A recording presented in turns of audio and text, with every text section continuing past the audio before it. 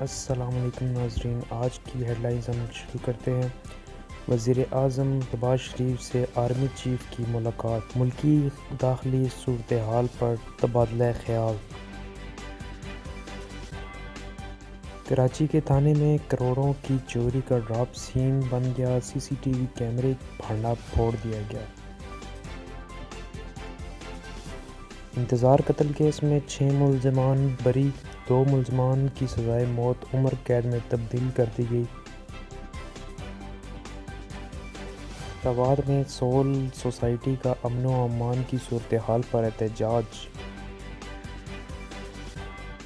عمران خان کا کہنا ہے کہ جیسا اقتدار ابھی ملا ایسا اقتدار پھر ملا تو حکومت قبول نہیں کروں گا۔ خاران میں مسجد میں نماز کے دوران فائرنگ، سابقہ چیف جسٹس بلوچستان نور مسکانزئی شہید کر دیے گئے۔ تو اب چلتے ہیں ہم خبروں کی تفصیل میں۔ قومی سلامتی کمیٹی کا اجلاس میں وزیر اعظم کی زیر صدارت ایمپلیکس کمیٹی کی تشکیل اور انسداد دہشت گردی کے لیے نظام متحرک کرنے کا فیصلہ کر لیا گیا۔ وزیر اعظم شہباز شریف کی زیر صدارت قومی سلامتی کمیٹی کا اجلاس وزیر اعظم ہاؤس میں منعقد ہوا، جس میں وفاقی وزراء کا علاوہ سروس چیف، حساس اداروں کو سربراہان اور دیگر اعلیٰ حکام نے شرکت کی۔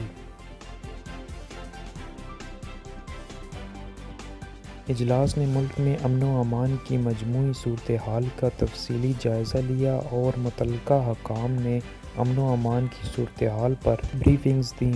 اجلاس نے ملک میں امن و امان کے قیام اور وطن عزیز کی سلامتی اور دفاع کے لیے پاک فوج، رینجرز، پولیس سمیت قانون نافذ کرنے والے تمام اداروں کے کردار اور سراہ اور اس عظیم مقصد کے لیے شہید ہونے والے افسران اور نوجوانوں کو زبردست خراج عقیدت پیش کیا۔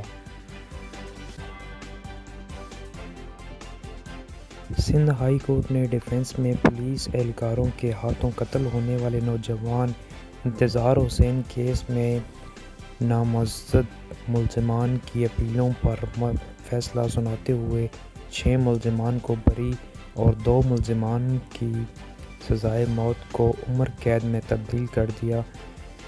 سندھ ہائی کورٹ میں انتظار حسین کے قتل کیس میں نامزد پولیس اہلکار کی سزاؤں کے خلاف اپیلوں کے سمیت عدالت نے نوجوان انتظار کے قتل کیس میں سزائے کے خلاف ملزم کی اپیل منظور کر لی۔